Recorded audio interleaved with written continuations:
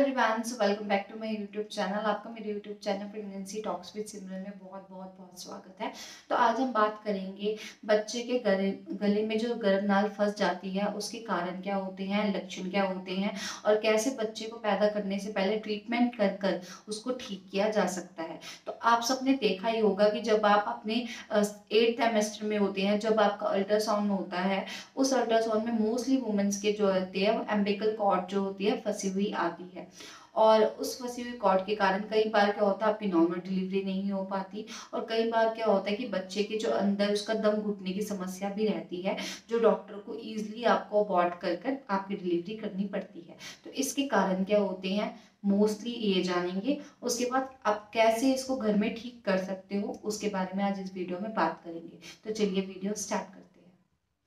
तो सबसे पहले मैं बात कर लेती हूँ कि एम्बिकल कॉर्ड क्या होती है, ये गर्भनाल क्या होती है। तो आप सबने देखा ही होगा कि जब एक नवजात शिशु पैदा होता है तो उसकी नाल जो होती है, नाभि कहते हैं जिसे, नाभि पर एक कॉर्ड होती है, वो नाल को गर्भनाल भी कहा जाता है। ये गर्भनाल जो होती है बच्चे के अंदर पोषक तत्व जो होती है माँ से लेके बच्चे तक पहुंचाती है, ताकि बच्चे का जो पोषण तत्व है वो पूरे मिल सके और डेवलपमेंट जो है बच्चे की अच्छे से हो पाए।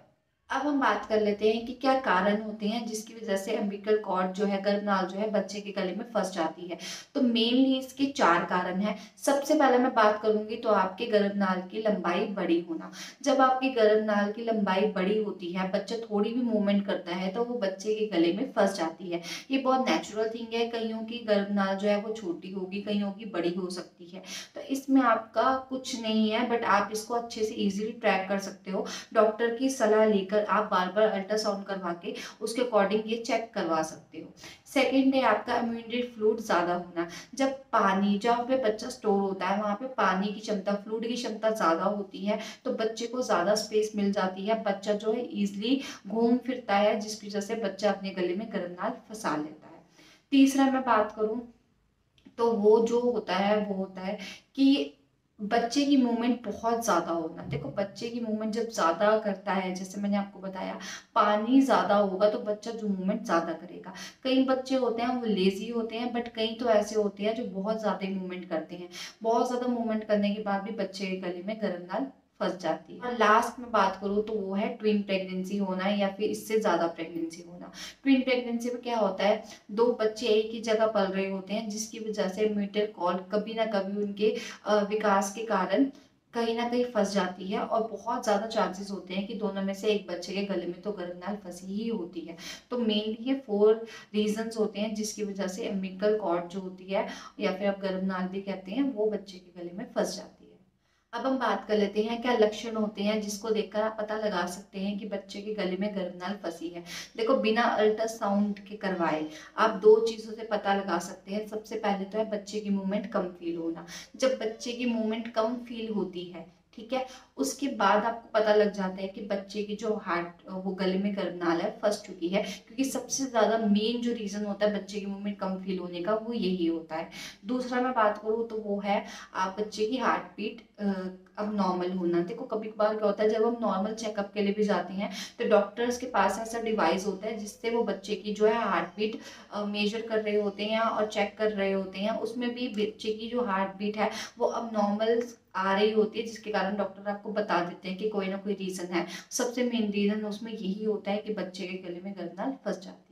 अब हम बात कर लेते हैं कि इसके क्या ट्रीटमेंट्स है। तो देखो, सबसे पहला ट्रीटमेंट तो यही है, अगर आप प्रेगनेंसी एकदम लास्ट ट्राइमेस्टर में हो तो आपको सी सेक्शन करवा लेना चाहिए। क्योंकि अब इससे क्या होता है, सबसे पहले तो बच्चे के गला घुटने की समस्या रहती है। अगर आप सी सेक्शन नहीं करवाते और बच्चे के गले में गर्भनाल 3 बार फंस जाए तो बच्चे का गला घुटना बहुत ज्यादा कॉमन रहता है। क्योंकि बच्चे के मस्तिष्क में, जो बच्चे का ब्रेन होता है, वहां पर ब्लड सर्कुलेशन नहीं हो पाता और बच्चे की डेथ भी हो सकती है। तो डॉक्टर आपको यही एडवाइस देते हैं कि आपको सी सेक्शन करवा लेना चाहिए, वरना आप थोड़ा सा रुक सकते हो। जैसे आपका 8 मंथ है, कभी कभार क्या होता है 7 to 8 मंथ बच्चे गर्भनाल फंसा लेते हैं, लेकिन खुद ही दोबारा रोटेट होकर वो निकल जाती है।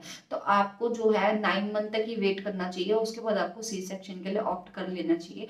क्योंकि 37th वीक के बाद अगर आप सी सेक्शन के लिए भी जाते हो तो बच्चे के लिए बहुत ज्यादा सेफ हो जाता है। क्योंकि बच्चे का जो लंग्स डेवलपमेंट है वो हो जाता है और बच्चे के पैदा होने के बाद आपको लाइक बच्चे को कहीं अलग से लेबर रूम में रखने की ज़रूरत नहीं होती और कोई अलग ट्रीटमेंट देने की ज़रूरत नहीं होती। तो 37th वीक तक आप देख सकते हो, आप अल्ट्रासाउंड की मदद से उसको मेजर कर सकते हो, लाइक उसको चेक करवा सकते हो, बट उसके बाद आपको सी सेक्शन करवा लेना चाहिए।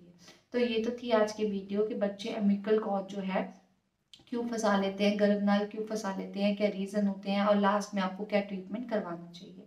तो चलिए ये वीडियो यहीं ख़त्म करती हूँ। उम्मीद करती हूँ जो मैं आपको समझाना चाहती थी आपको समझ आ गया होगा। तो अब मिलते हैं आपसे अगली वीडियो में, तब तक के लिए बाय बाय।